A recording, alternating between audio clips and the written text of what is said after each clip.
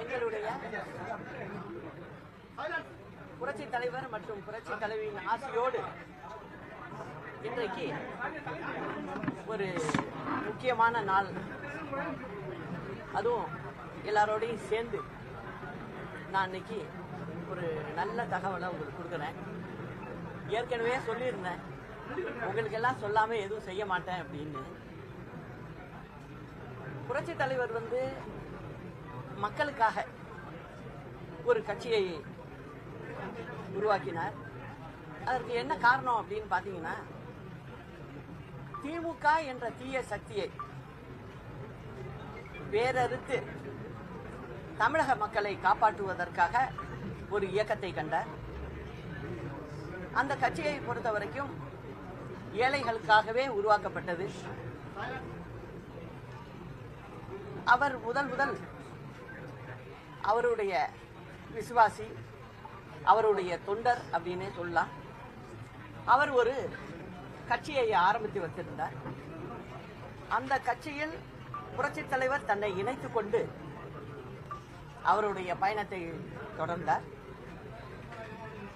அமோகமாக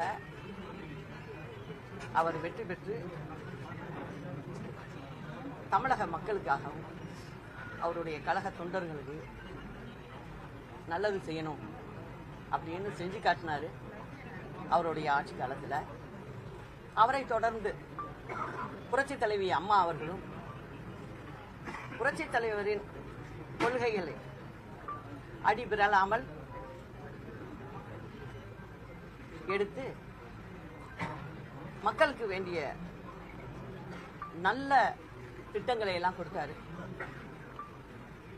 அம்மாவுடைய ஆட்சி காலத்தில் பெண்களுக்கு பாதுகாப்பானதாகவும்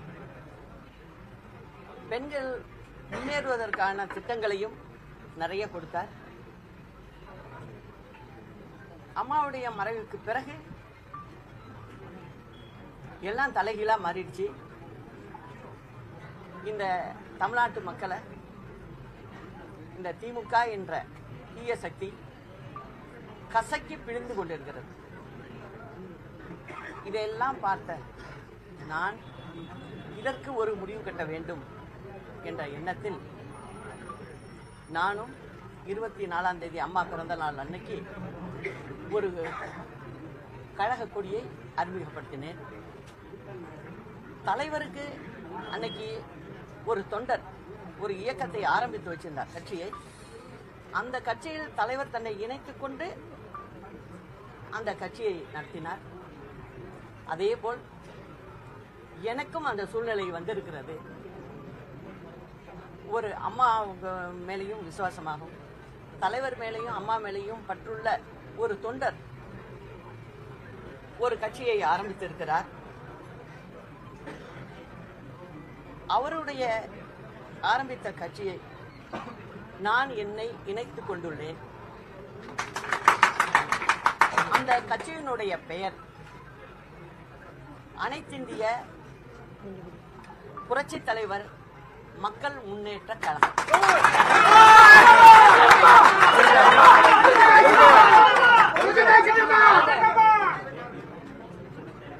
இந்த கட்சிக்கு உள்ள சின்னம்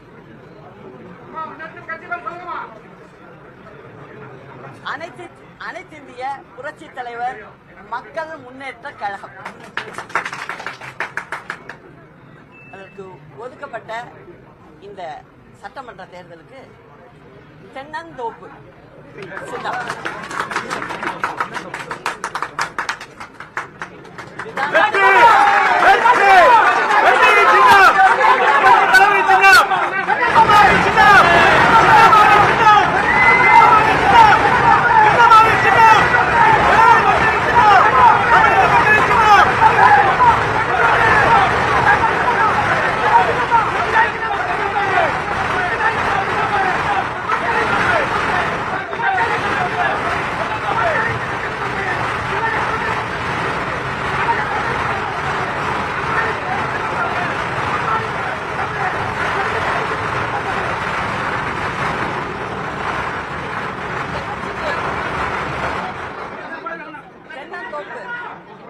இயற்கையாகவே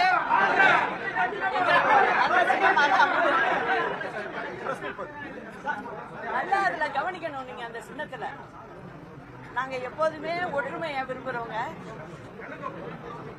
எல்லோரும் ஒன்றாக இருக்கணும் அப்படிங்கிற எண்ணத்தை தவிர வேற எண்ணமே எனக்கு கிடையாது.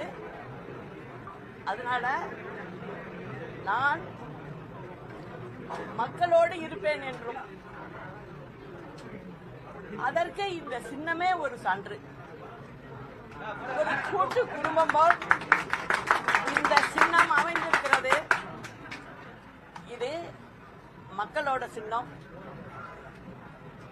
அப்படிங்கிறதையும் சொல்லிக்கிட்டு, வரும் சட்டமன்ற தேர்தலில் தமிழ்நாடு மற்றும் பாண்டிச்சேரி இரண்டிலும் அனைத்திந்திய புரட்சித் தலைவர் மக்கள் முன்னேற்றக் கழகம் சார்பில்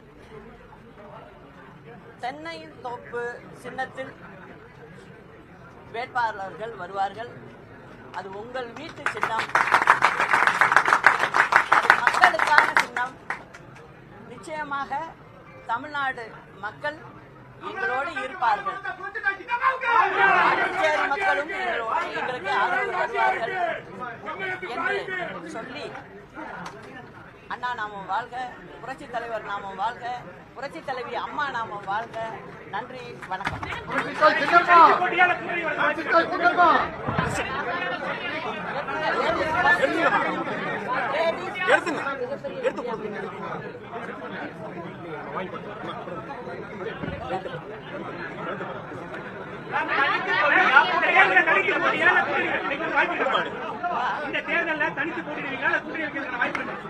அதாவது நான் எங்க சின்னத்தை பாத்தீங்களா?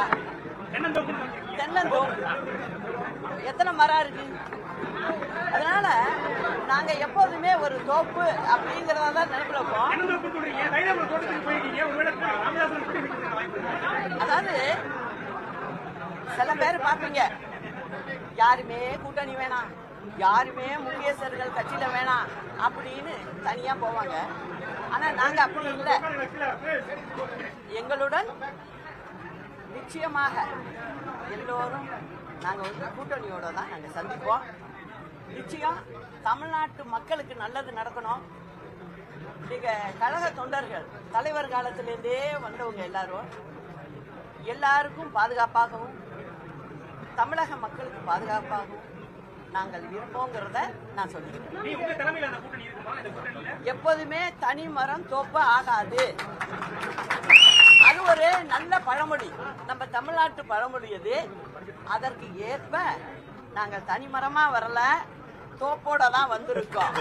அந்த தோப்புங்கிறது எங்க கழக தொண்டர்கள் மற்றும் தமிழக மக்கள். எடப்பாடி பழனிசாமி எதிராக இருந்தீங்க.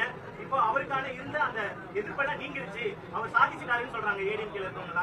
உண்மைதானா? நீங்க எப்படி பாக்குறீங்க? அது எல்லாம் இந்த 26 தேர்தல்ல தெரியும்ல, யாரு சாதிக்கிறாங்க யாரு சாதிக்கல அப்படிங்கிறது. விஜயுடன் கூட்டணி அமைக்கிறதுக்கு வாய்ப்பு இருக்கு. நான் தான் சொல்லிட்டேனுங்க. அதாவது எங்களுடன் ஒரே கருத்துள்ள கட்சிகள் இணைந்து நாங்கள் செயல்படுவோம். இணைந்து செயல்படுவோம் எல்லாரோடையும். அதை நான் இப்ப சொல்லக்கூடாதுல்ல. தேர்தல் முடிஞ்சதும் ரிசல்ட் வந்ததும் எல்லாருமே பார்ப்போம்.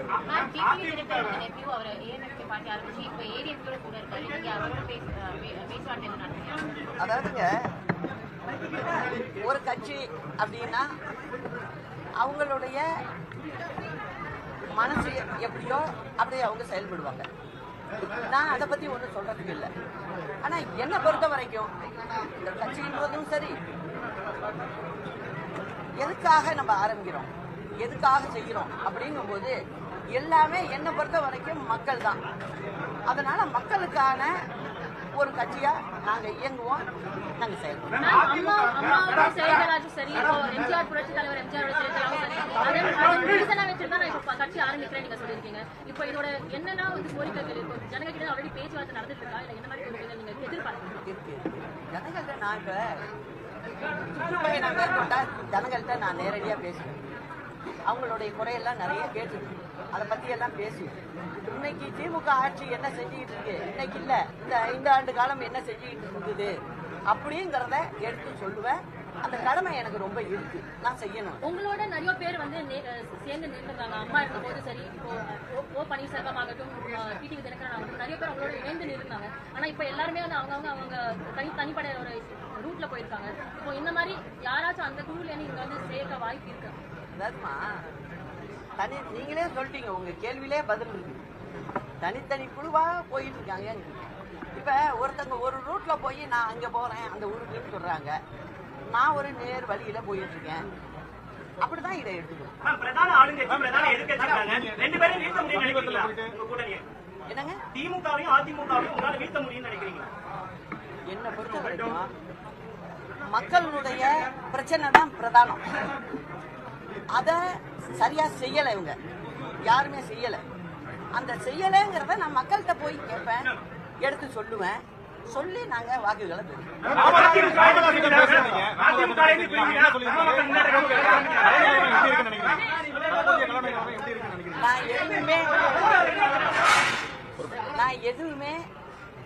நான் உங்களுக்கெல்லாம் சொல்லியிருக்கேன், நான் ரொம்ப அவசரப்பட மாட்டேன், நிதானமா தான் செய்வேன் அப்படின்னு சொல்லியிருந்தேன். இதை இப்ப இன்னைக்கு சொல்லிட்டேன், எங்களுடைய சின்னம் தென்னந்தோப்பு அப்படிங்கறத கட்சியினுடைய பெயரையும் சொல்லிட்டேன். அதனால இனிமே எங்களுடைய பயணம் வெற்றி பயணமா அமையும். தமிழக மக்கள் பெரும் ஆதரவு கொடுப்பாங்க. ஏன்னா தமிழக மக்கள் வந்து நியாயத்தை பாக்குறவங்க, முதுகுல குத்த மாட்டாங்க, எதுவும் எதிரெதில் பேசக்கூடியவங்க, நல்ல மனம் படைத்தவர்கள். அதனால நல்ல தீர்ப்பை அவங்க கொடுப்பாங்கங்கிற நம்பிக்கை எங்களுக்கு.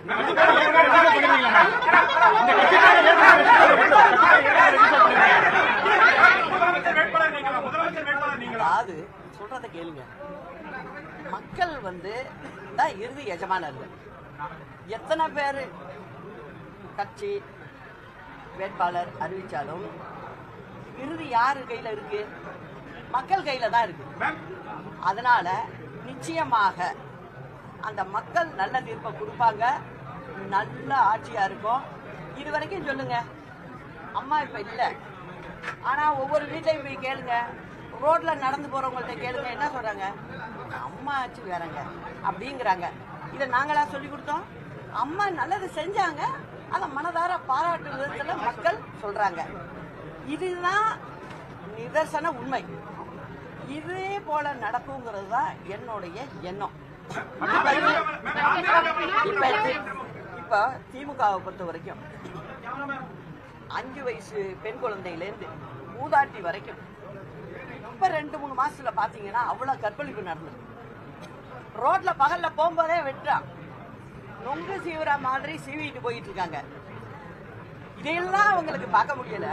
அவங்க என்ன செய்யறாங்க? ஒரே வேளை இந்த 5 ஆண்டு கால ஆட்சிய ஒரு விளம்பர ஆட்சியா கொண்டு போனது மட்டும் இல்லாம, அவங்க தன்னுடைய திமுகவை வளர்க்கறதுக்கு அவங்க என்ன பண்ணிட்டாங்க? இந்த மக்கள்ல ஏமாற்றி ஆட்சி கொண்டிருக்காங்க. அந்த ஆட்சியை ஓட ஓட விரட்டுறதுதான் எங்களோட வேலை. அதுக்கு தமிழ்நாட்டு மக்களும் எங்களோட